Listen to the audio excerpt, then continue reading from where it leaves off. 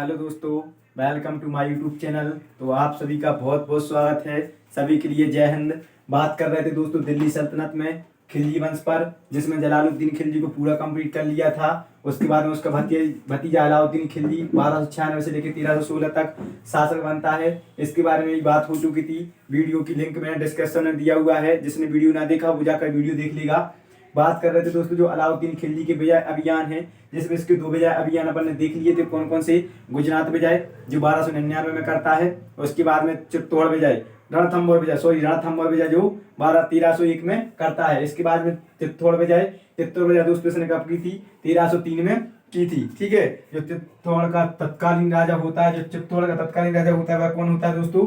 रावल रतन सिंह। तो ये आप याद रखोगे, चित्तौड़ का तत्कालीन राजा कौन होता है दोस्तों? रावल रतन सिंह। जो रावल रतन सिंह होता है दोस्तों, और इसकी रानी कौन? पद्मावती। कौन दोस्तों इसकी रानी? पद्मावती। जो इसकी रानी होती है, कौन होती है? पद्मावती होती है। तो दोस्तों जो इसकी विजय का मेन कारण था वह क्या था? रानी पद्मावती की सुंदरता को देखकर जो अलाउद्दीन खिलजी है मोहित हो जाता है और फिर इस पर क्या करता है? चढ़ाई करता है। तो 1303 में रावल रतन सिंह को परास्त करता है। दोस्तों जो इस अभियान की जानकारी है वह हमें मलिक मोहम्मद जायसी का ग्रंथ कौन सा? पद्मावत। तो मोस्ट इम्पोर्टेंट है मलिक मोहम्मद जायसी का जो ग्रंथ है कौन सा? पद्मावत। वह इसी पर आधारित है। पद्मावत वह किस पर आधारित है दोस्तों? इसी विजय पर आधारित है, चित्तौड़ विजय पर। ठीक है। और दोस्तों जो इस अभियान में है, इस अभियान में जो अमीर खुसरो इस अभियान में अलाउद्दीन खिलजी के साथ में गया हुआ था। तो ये भी आप याद रखोगे, अक्सर क्वेश्चन पूछ लिया जाता है कि कौन से अभियान के दौरान जो अमीर खुसरो है वह अलाउद्दीन खिलजी के साथ में था। तो वह कौन से अभियान के दौरान था? चित्तौड़ विजय के दौरान था। इसके बाद में दोस्तों बात करेंगे मालवा विजय। तो मालवा विजय कब की थी? अलाउद्दीन खिलजी ने 1305 में की थी। जो मालवा विजय है दोस्तों, जो मालवा का तत्कालीन शासक होता है कौन? मल्लखदेव। और जो मल्लखदेव का सेनापति होता है कौन? कूका प्रधान। इन दोनों को दोस्तों अलाउद्दीन खिलजी परास्त करता है। और 1305 में उज्जैन सहित धारा नगरी पर दिल्ली सल्तनत में खिलजी वंश का कब्जा हो जाता है। तो अक्सर क्वेश्चन पूछा जाता है एग्जाम में, जो मध्य प्रदेश की प्रतियोगी परीक्षाएं होती हैं उनमें भी पूछा गया है कि जो दिल्ली सल्तनत है उसका जो कार्य क्षेत्र वह मध्य प्रदेश तब कब पड़ा? तो 1305 में। जैसे ही मालवा विजय करता है कौन? अलाउद्दीन खिलजी। जो मालवा का तत्कालीन राजा होता है मल्लखदेव और कूका प्रधान, इसको परास्त करके 1305 में उज्जैन और धारा नगरी समेत मध्य प्रदेश के बहुत से स्थानों पर किसका? अलाउद्दीन खिलजी का कब्जा हो जाता है। इसके बाद में दोस्तों बात करते हैं इसके दक्षिण अभियान की। इसने दक्षिण अभियान कब किया था? तो नेक्स्ट दक्षिण अभियान। तो दोस्तों इसने दक्षिण अभियान कब किया था? 1307 में। दक्षिण अभियान इसने कब किया हुआ था दोस्तों? 1307 में। ये आप याद रखोगे, 1307 में। जो दोस्तों देवगिरी का तत्कालीन राजा था कौन? रायचंद्र राय। जो देवगिरी का तत्कालीन राजा वो कौन था? रायचंद्र राय। दोस्तों जो रायचंद्र राय होता है अलाउद्दीन की अधीनता स्वीकार कर लेता है। ठीक है। अलाउद्दीन की अधीनता स्वीकार कर लेता है। और दोस्तों जो रायचंद्र राय होता है उसे अलाउद्दीन खिलजी राय रायन की उपाधि देकर, कौन सी उपाधि देकर? राय रायन की उपाधि देता है। ठीक है। राय रायन की उपाधि देता है। और जो गुजरात का नौसारी जिला होता है वह अलाउद्दीन खिलजी किसे भेंट करता है? रायचंद्र राय के लिए करता है। और दोस्तों जो गुजरात विजय की थी कब? 1299 में। जो गुजरात का राजा था कौन? रायकर्ण बघेल की जो पुत्री थी कौन? देवल देवी। वह कहाँ भाग गया था? देवगिरी भाग गया था ना। तो जो रायकर्ण बघेल की पुत्री होती कौन? देवल देवी का विवाह कौन करवा देता है दोस्तों? देवल देवी का विवाह, जो रायकर्ण बघेल की पुत्री देवल देवी का विवाह किससे हो जाता है? खिज्र खां से हो जाता है। किससे हो जाता है? खिज्र खां से हो जाता है। तो इसी विजय के दौरान जो रायकर्ण बघेल की पुत्री थी कौन? देवल देवी का विवाह किससे? खिज्र खां से करवा देता है। और इसी पर जो अमीर खुसरो की रचना है कौन सी? आशिका। वह इन्हीं के प्रेम प्रसंग पर आधारित है। तो अक्सर क्वेश्चन पूछ लिया जाता है कि जो अमीर खुसरो की रचना है कौन? आशिका। वह किस पर आधारित है? जो देवल देवी है, देवल देवी और खिद्र खां के प्रेम संयोग पर आधारित है। तो ये आप याद रखोगी। दक्षिण विजय अभियान 1307 में राजेंद्र राय को परास्त किया था किसने? अलाउद्दीन खिलजी ने। इसके बाद में दोस्तों बात करेंगे वारंगल विजय, जो कहां पर है? तेलंगाना में था। ठीक है, वारंगल विजय, वारंगल विजय तेलंगाना 2-2 साल के अंतर से किया था दोस्तों। तो याद रखोगे वारंगल तेलंगाना विजय इसने कब की थी? तो 1309 में की थी। कब की थी दोस्तों? इसने 1309 में की थी। जो यहाँ का वंश कौन सा? काकतीय वंश। काकतीय वंश का राजा होता है, काकतीय वंश का राजा होता है कौन? प्रताप रुद्रदेव तृतीय। कौन दोस्तों? प्रताप रुद्रदेव तृतीय। प्रताप रुद्रदेव तृतीय जो काकतीय वंश का राजा होता है कौन? प्रताप रुद्रदेव तृतीय। वह अलाउद्दीन की अधीनता स्वीकार कर लेता है। ठीक है, और दोस्तों जो प्रताप रुद्रदेव तृतीय होता है, यह अलाउद्दीन की अधीनता स्वीकार कर लेता है, और यही वह शासक था जो अलाउद्दीन खिलजी के लिए कोहिनूर हीरा भेंट करता है। कोहिनूर हीरा भेंट करता है, वह कौन शासक था दोस्तों? यही था प्रताप रुद्रदेव तृतीय। तो ये आप याद रखोगे। इसके बाद में दोस्तों बात करते हैं इसकी द्वार समुद्र विजय की। कौन सी विजय? द्वार समुद्र विजय। इंपोर्टेंट है, मोस्ट इंपोर्टेंट है, सभी याद रखोगे आप। द्वार समुद्र विजय, द्वार समुद्र विजय। तो दोस्तों जो द्वार समुद्र विजय है, द्वार समुद्र विजय है, यह अलाउद्दीन खिलजी कब करता है? 1311 में। कब करता है दोस्तों द्वार समुद्र विजय? 1311 में करता है। ठीक है, जो यहाँ का शासक होता है कौन? बीरबललाल तृतीय। कौन होता है दोस्तों? बीरबललाल तृतीय।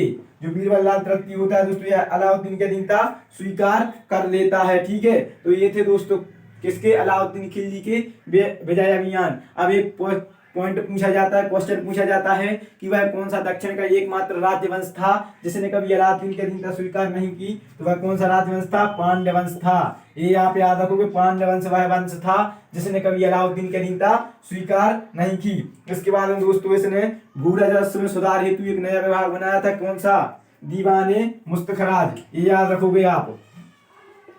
दीवान ए मुस्तखराज, दीवाने मुस्तखराज। तो दोस्तों दीवाने मुस्तखराज किसने बनाया था? अलाउद्दीन खिलजी ने बनाया था। ठीक है, और ये किसके लिए जिम्मेदार था? तो भू राजस्व के लिए जिम्मेदार था। इसके बाद में बात करेंगे इसके निर्माण कार्यों की। किसने निर्माण कार्य, कौन कौन से निर्माण कार्य किए हैं? तो लिखिए निर्माण कार्य। अलाउद्दीन खिलजी के निर्माण कार्य मोस्ट इंपोर्टेंट हैं, पूछे जाते हैं दोस्तों। निर्माण कार्य,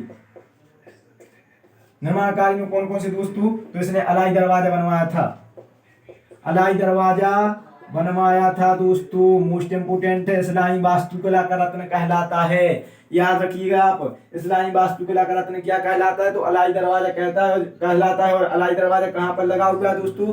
तो जो कुतुबुद्दीन ऐबक के द्वारा कोतुल इस्लाम मस्जिद बनवाई गई थी, जो 27 मंदिरों को तोड़कर उनके अवशेषों से बनवाई गई थी। कहाँ पर? दिल्ली में। तो दोस्तों जो दिल्ली में प्रवेश द्वार लगा है कौन सी? कोतुल इस्लाम मस्जिद में, वैसे को ही अलाई दरवाजा कहा जाता है। और इसको इस्लामी वास्तुकला का रत्न कहा जाता है, जो अलाउद्दीन खिलजी के द्वारा बनवाया गया था। तो आपको ये याद रखना है। इसके बाद में दोस्तों हजार स्तूप महल, हजार स्तूप महल, हजार स्तूप महल का निर्माण भी किसने करवाया था दोस्तों? अलाउद्दीन खिलजी के द्वारा करवाया गया था। इसके बाद में हौज ए खास, हौज ए खास। तो हौज ए खास का निर्माण भी किसने किया था दोस्तों? अलाउद्दीन खिलजी के द्वारा करवाया गया था। इसके बाद में दोस्तों श्रीनगर, तो श्रीनगर भी किसने बसाया था दोस्तों? अलाउद्दीन खिलजी ने बसाया था। और उसके बाद में सीरी फोर्ट, सीरी फोर्ट, तो ये आप याद रखोगे। उसके बाद में जमियत खाना मस्जिद, जमियत खाना मस्जिद, इन सब के निर्माण किसने करवाए थे दोस्तों? अलाउद्दीन खिलजी के द्वारा करवाए गए थे। ये आप याद रखोगे दोस्तों। जो अलाउद्दीन खिलजी है, अलाउद्दीन खिलजी की मृत्यु कब हो जाती है? 1316 में हो जाती है। इसके बाद में इसका जो नेक्स्ट शासक बनता है वह कौन बनता है? कुतुबुद्दीन मुबारक खिलजी। तो नेक्स्ट देखिए कुतुबुद्दीन मुबारक खिलजी, कुतुबुद्दीन मुबारक खिलजी, कुतुबुद्दीन मुबारक खिलजी। तो दोस्तों जो कुतुबुद्दीन मुबारक खिलजी है कब से कब बनता है? तो 1316 से लेकर 1320। कब से कब तक? 1316 से लेकर 1320 सन याद रखोगे आप, 4 साल के लिए बनता है दोस्तों। यह स्वयं को खलीफा घोषित करने वाला एकमात्र शासक था। तो आपको याद रखना है कि दिल्ली सल्तनत में एकमात्र सुल्तान जिसने स्वयं को सुल्तान घोषित किया हुआ था दोस्तों, खलीफा घोषित किया हुआ था, सॉरी खलीफा घोषित किया हुआ था, तो वह कौन था? कुतुबुद्दीन मुबारक खिलजी था। ये आप याद रखोगे दोस्तों। यह दरबार में कभी कभार महिलाओं के कपड़े पहनकर भी चला जाता था। इसको महिलाओं की संगति बहुत ही पसंद थी। और कभी कभार यह जियाउद्दीन बर्नी लिखते हैं कि कभी कभार यह राज दरबार में नग्न होकर भी दौड़ लगाता था। तो ये आपको याद रखना है कि वह कौन सा शासक था। अक्सर क्वेश्चन पूछा जाता है जो महिलाओं के कपड़े पहनता था, राज दरबार में नग्न आ जाता था, तो वह कौन सा था? कुतुबुद्दीन मुबारक खिलजी था। ठीक है दोस्तों। जो खुसरो शाह है, खुसरो शाह नामक व्यक्ति इसकी हत्या कर देता है। कब? 1320 में। खुसरो शाह नामक व्यक्ति इसकी हत्या कर देता है 1320 में। और फिर इसके बाद में वह नेक्स्ट सुल्तान बनता है। तो नेक्स्ट हेडिंग दीजिए नासिरुद्दीन खुसरो शाह। नेक्स्ट हेडिंग दीजिए दोस्तों नासिरुद्दीन खुसरो शाह है। नासिरुद्दीन खुसरो शाह दोस्तों यह मात्र सिर्फ 1320 में एक ही साल शासन कर पाता है। और तथा दोस्तों ये बात याद रखना कि ये पहला भारतीय मुस्लिम सुल्तान था। तो ये आप याद रखो कि दिल्ली सल्तनत में पहला भारतीय सुल्तान कौन था? खुसरो शाह था, जो भारतीय मुस्लिम था। ये आप याद रखोगे दोस्तों। जो इसे है दोस्तों, जो इसे प्रसिद्ध संत थे कौन? निजामुद्दीन औलिया। निजामुद्दीन औलिया का इसे नैतिक समर्थन प्राप्त था। इसके सुल्तान बनने पर एक नारे लगे थे, कौन कौन से दोस्तों? कि इस्लाम खतरे में है। अक्सर क्वेश्चन पूछा जाता है कि वह कौन सा सुल्तान था जिसके सुल्तान बनने पर नारे लगे थे कि इस्लाम खतरे में है, इस्लाम खतरे में है और इस्लाम का शत्रु। तो दोस्तों वह कौन था? भारतीय मुस्लिम सुल्तान कौन? नासिरुद्दीन खुसरो शाह, जो कुतुबुद्दीन मुबारक खिलजी की हत्या करके 1320 में खिलजी वंश का शासक बना था दोस्तों। इसके बाद में जो गाजी मलिक होता है, जिसे गयासुद्दीन तुगलक के नाम से जानते हैं, वह नासिरुद्दीन खुसरो शाह की हत्या कर देता है और फिर तुगलक वंश की स्थापना करता है। कौन से वंश की स्थापना करता है दोस्तों? तुगलक वंश की स्थापना करता है, जो 1320 से लेके 1414 तक चलता है। तो दोस्तों नेक्स्ट वीडियो तुगलक वंश पर ही रहेंगे। आई होप आप लोगों को जानकारी अच्छी लगी होगी। अगर आपको जानकारी अच्छी लगी हो तो वीडियो को लाइक और चैनल को सब्सक्राइब कीजिएगा। मिलते हैं नेक्स्ट वीडियो में, तब तक आप सभी के लिए जय हिंद।